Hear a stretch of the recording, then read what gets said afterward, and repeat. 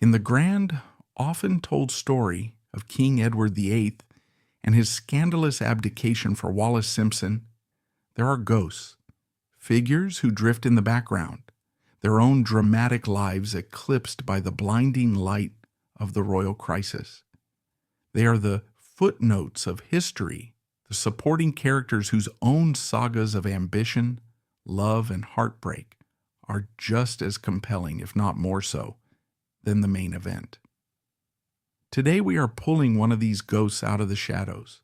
Her name was Doris Castlerosse.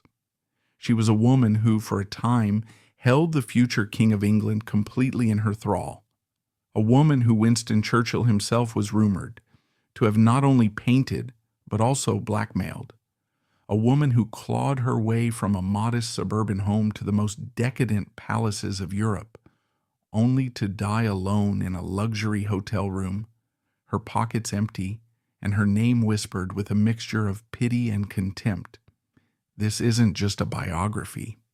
It's a cautionary tale about the dizzying climb to the top and the devastating fall that can follow.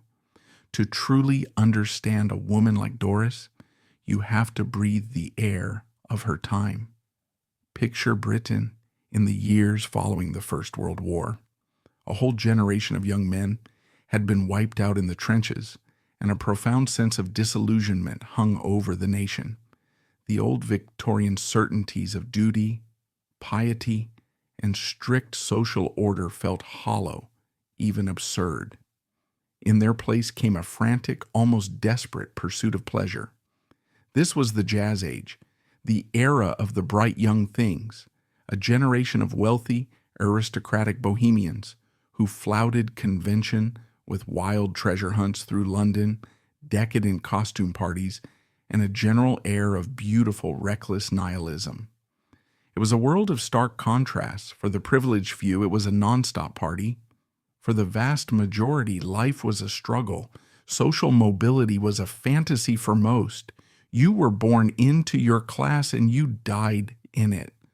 For a young woman from a middle-class background, the pathways to power and wealth were perilously narrow. You could work a respectable but dull job, or you could marry well. But to marry into the aristocracy, you needed connections, a dowry, a pedigree. Jessie Doris de Leaving, born on the 25th of September 1900 in the sleepy London suburb of Streatham, had none of these things. What she did have was something far more potent, a face that could stop traffic, a razor-sharp wit, and an ambition as vast and as merciless as the ocean. Her father, Edward Charles de Leaving, was a successful importer of butter and eggs, a man who had built a comfortable life for his family. But comfortable was never going to be enough for Doris. She looked at the world of titles, country estates, and limitless luxury reported in the society pages, and she didn't just want to visit it. She wanted to conquer it. She saw her beauty not as a gift, but as a key, a tool to unlock the doors that her birth had kept firmly shut.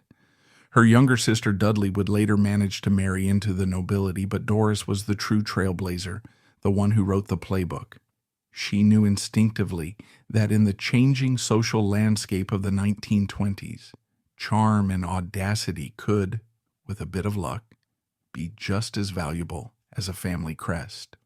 Her first step out of the suburbs and into the glittering heart of London was a job.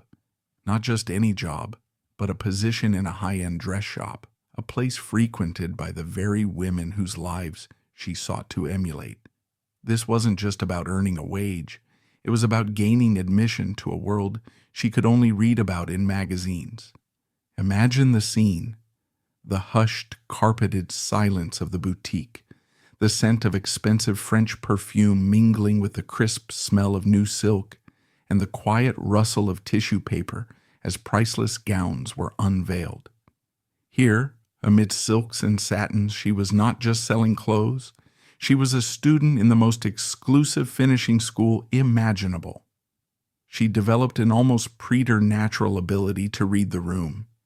She watched how these society women who never had to look at a price tag carried themselves with an air of bored entitlement. She studied the subtle flick of a wrist that dismissed a dress, the particular pitch of a voice that conveyed genuine interest, and the intricate dance of flirtation they performed with the wealthy men who often accompanied them. She learned that a true lady never raised her voice, but could cut a rival to shreds with a single, perfectly aimed, sweetly delivered remark. She absorbed it all, filing away every gesture, every turn of phrase. And more importantly, they noticed her. It wasn't just her startling beauty, it was the intelligence in her eyes, the quick, witty remark that would slip out, making them laugh. She wasn't an invisible servant. With her striking looks and vivacious personality, she was more than just a shop girl. She was an event, a little spark of life in their gilded, often dull, afternoons. It wasn't long before that spark attracted the attention of powerful men. Men who were accustomed to getting exactly what they wanted. This was the beginning of her career as what the French would call a courtesan, a courtesan. It's a role often misunderstood, reduced to simple prostitution, but that misses the artistry of what women like Doris accomplished. For her, it was a complex and strategic profession. It was about creating an entire experience. A man could find physical intimacy anywhere. With Doris, he found an escape. She offered scintillating conversation that made him feel like the wittiest man in the world, unwavering attention that soothed his ego, and a brand of glamour that made him the envy of his peers when she was on his arm. In return, her wealthy benefactors provided her with the keys to the kingdom, a chic Mayfair apartment, a wardrobe filled with the very gowns she once sold, and an allowance that funded the luxurious lifestyle she had so meticulously studied. She became the mistress of several prominent men, each relationship a calculated stepping stone. Her first major keeper, a textiles magnate twice her age, taught her about fine wine and art. The next, a dashing young lord, introduced her to the fast-paced world of horse racing and country house weekends. She was learning to play the game, and she was playing it brilliantly. She wasn't just being kept, she was building a brand. Her name, carefully curated, began to appear in gossip columns. A mention of the impossibly lovely Doris Delavigne at a nightclub, a hint of her presence at a private gallery viewing. She had escaped the suburbs and was now a permanent and essential fixture in Mayfair. But being a mistress was a precarious high-wire act. It was a life entirely dependent on the whims of men, a gilded cage whose door could be slammed shut at any moment. A younger, prettier face could appear, a wife could issue an ultimatum, a financial downturn could dry up the funds. Doris saw it happen to other women, women who were celebrated one season and forgotten the next. She knew she needed something more permanent, something that couldn't be taken away with a farewell note and a final check.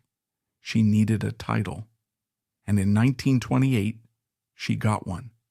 She married Valentine Brown, the Viscount Castlerosse. On the surface, it was the ultimate triumph, the final scene in a real-life Pygmalion story.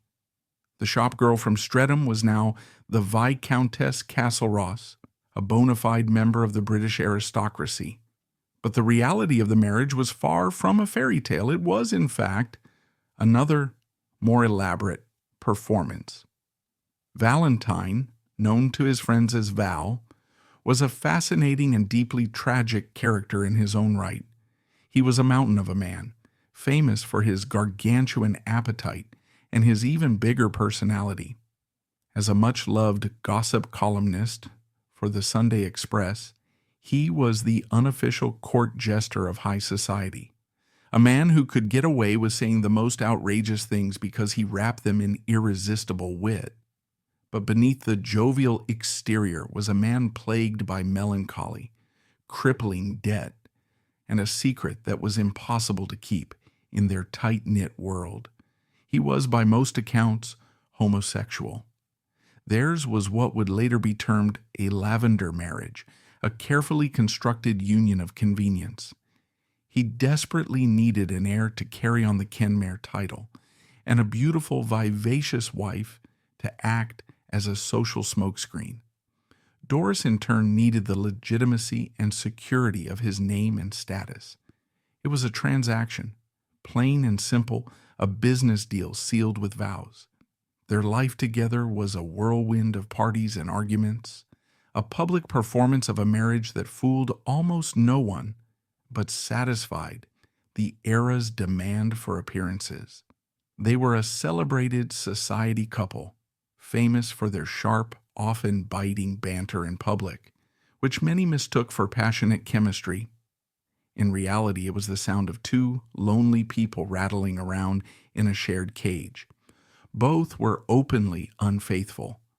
Doris used her new title as an aphrodisiac, attracting even more powerful and influential lovers who were intrigued by the idea of cuckolding a viscount. Val, for his part, seemed largely unbothered, pursuing his own discreet liaisons, as long as Doris maintained a veneer of respectability. They had a son, but the whispers about the child's true paternity were relentless and followed the boy for his entire life, a constant reminder of the fragile foundations of their family. The marriage had given Doris the security of a title, but it was a hollow victory. It had legitimized her position in society, but it had not brought her happiness or love. It was, however, the perfect platform, a glittering stage, from which to launch her most audacious and ultimately heartbreaking social conquest yet. Sometime around 1929, Doris Castlerosse met Edward, the Prince of Wales. To the public, he was Prince Charming personified, handsome, modern, and the most eligible bachelor in the world. In private, he was a deeply complex and insecure man, stifled by the rigid protocols of royal life and desperately searching for something real. He had a penchant for strong married women who challenged him, and in Doris he found his perfect match. She was everything the women in his circle were not. She was bold, sexually uninhibited, and refreshingly direct.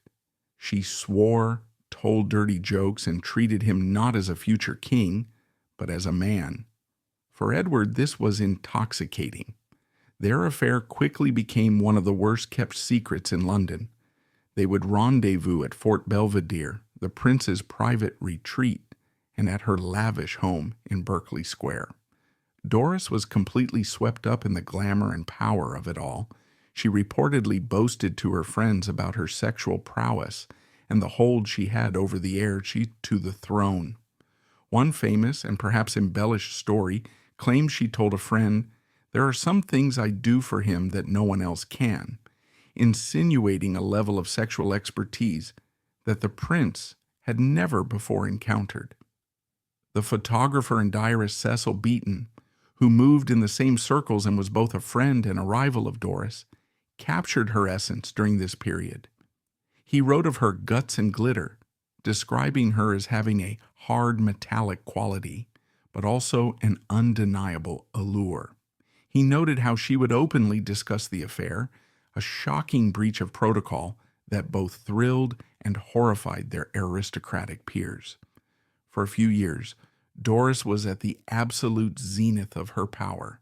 She had captivated the most important man in the British Empire. She wasn't just a socialite anymore. She was a kingmaker's confidant, a woman who wielded immense influence from the bedroom.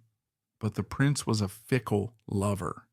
His eye was already beginning to wander, and soon it would land on another married woman, an American divorcee named Wallis Simpson. Wallis was, in many ways, the anti-Doris. Where Doris was voluptuous and overtly sensual, Wallis was chic, severe, and angular. Where Doris was loud and brassy, Wallis was witty and refined, with an air of sophisticated control. She offered the prince a different kind of dominance, a maternal command that he seemed to crave even more than Doris's sexual liberation. The transition was brutal and swift. Doris was unceremoniously dropped. The invitations to Fort Belvedere stopped. The phone calls ceased. One day she was the prince's closest companion. The next, she was yesterday's news. The humiliation was profound. She had based her entire identity on her power over men, and she had just been discarded by the most powerful of them all. It was a blow from which her ego and her social standing would never fully recover. Despite losing the prince, Doris's life continued its decadent trajectory, at least for a while. She was still Lady Castlerosse, and her reputation as a formidable hostess and wit was secure. She entertained lavishly in London and at her palazzo in Venice, which became a magnet for a bohemian mix of artists, writers, aristocrats, and hangers-on. She was a muse, a patron, and a provocateur. It was during this time that her life intersected with another of Britain's most iconic figures, Winston Churchill. The exact nature of their relationship is shrouded in rumor and speculation, but it remains one of the most tantalizing aspects of her story. Churchill then, in his political wilderness years, was a frequent guest at high society gatherings and was known to appreciate the company of beautiful, intelligent women. The rumor mill insists that he and Doris had a brief affair. The most compelling, though circumstantial, evidence comes from Churchill's own hobby, painting. He was a passionate and talented artist, and he painted several portraits of Doris during his stays at the French Riviera villa of his friend, the press baron Lord Beaverbrook, where Doris was also a guest. For a man to paint multiple portraits of a woman who was not his wife was, in that era, highly suggestive. Were they simply artist and model, or was there something more? The truth is likely lost to history, but the rumored affair adds another layer of complexity to Doris's life. It demonstrated her continued ability to attract men of substance and power. Even after her royal romance had ended, she was still a force to be reckoned with. The 1930s wore on, and the storm clouds of war were gathering over Europe. The carefree, hedonistic world of the bright young things began to feel increasingly irrelevant and out of touch. For Doris, personal and global crises collided. Her tempestuous marriage to Val finally collapsed in 1938, and they divorced. While she was allowed to continue using the title of Lady Castlerosse, she lost the financial security and social protection that the marriage, however flawed, had provided. When war broke out in 1939, Doris was in the United States, having traveled there to try and secure a Hollywood movie role that never materialized. Suddenly, she was stranded. Wartime currency restrictions meant her funds from Britain were cut off. The wealthy friends who had once flocked to her parties were now preoccupied with the war effort. Overnight, she went from being a celebrated socialite to a penniless exile. She was forced to sell her jewelry piece by piece just to pay her hotel bills. The beautiful clothes, the lavish lifestyle, it all evaporated. She was alone, broke, and desperate to get home. And this is where her story takes its most dramatic, almost cinematic turn. Getting back to a Britain under siege was nearly impossible for a civilian. Transatlantic travel was perilous and strictly controlled for essential war personnel, but Doris believed she held a trump card, a piece of leverage so explosive it could command the attention of the highest levels of government. She claimed to have in her possession a collection of deeply compromising letters from her time with the Prince of Wales, now the Duke of Windsor. The context here is crucial. After his abdication, the Duke and Duchess of Windsor had engaged in some highly questionable activities, including a notorious visit to Nazi Germany where they met with Adolf Hitler. The Duke's sympathies were at best naive and at worst traitorous. The British government, now led by Prime Minister Winston Churchill, was terrified that the Duke could be used as a pawn by the Nazis, perhaps even installed as a puppet king if Britain fell. Any scandal that highlighted his poor judgment or his pre-war indiscretions was considered a threat to national security. Doris's alleged plan was audacious. She would trade the letters for safe passage home. It was blackmail, pure and simple. Her target was none other than her old friend and rumored lover, Winston Churchill. The story goes that she contacted the Prime Minister, or had intermediaries do so, and made her offer the potentially treasonous letters of the former king in exchange for a seat on a secure flight back to London. Churchill was in an impossible position. He was personally fond of the Duke of Windsor and had supported him during the abdication crisis. But his duty as Prime Minister was to the nation. He could not risk the letters falling into the wrong hands or being published. According to the theory, Churchill agreed to the deal. He dispatched a trusted aide to retrieve the letters from Doris in New York and arranged for her to be given a spot on a high-priority flying boat, a Pan Am clipper, returning to England. It's a story that has all the elements of a great spy thriller, but is it true? There is no definitive proof, no declassified memo that confirms the transaction. But the circumstantial evidence is compelling. Doris, a private citizen with no official importance, did manage to secure passage on a highly sought-after flight back to Britain in 1942. And the letters, if they ever existed, have never surfaced. Whether it was an explicit act of blackmail or a more subtle negotiation between old friends, it seems clear that Doris used the secrets she held to buy her ticket home. It was her final, desperate power play. Doris Castlerosse's return to London was not the triumphant homecoming she might have imagined. The city was scarred by the Blitz, its people weary and grimly determined. The frivolous, glittering society she had once dominated was gone, replaced by a world of rationing, blackouts, and austerity. There was no place for a professional beauty and hostess in wartime London. She checked into the Dorchester Hotel, a bastion of old-world luxury that now seemed like a relic from another age. But she was a ghost haunting its halls. Her beauty, which had been her greatest asset, had faded, ravaged by years of hard living, drinking, and stress. The influential friends who had once clamored for her invitations now avoided her calls. She was a pariah, a reminder of a past that everyone was trying to forget. The money from selling her jewelry was running out. She was completely, utterly alone. Her mental state deteriorated rapidly. She fell into a deep depression, increasingly reliant on alcohol and sleeping pills to get through the days and nights. The woman who had once held court in the most glamorous salons of Europe now spent her days in a lonely hotel room, with nothing but the ghosts of her past for company. On the 12th of December 1942, a chambermaid entered her room and found her lifeless. She had died from an overdose of sleeping pills. She was only 42 years old. The official coroner's verdict was suicide. It was a tragic, but not entirely surprising end for a woman whose life had been a roller coaster of dizzying highs and devastating lows. And yet questions linger. The timing of her death so soon after her mysterious return to England has fueled speculation for decades. Did she kill herself out of despair, or was she silenced?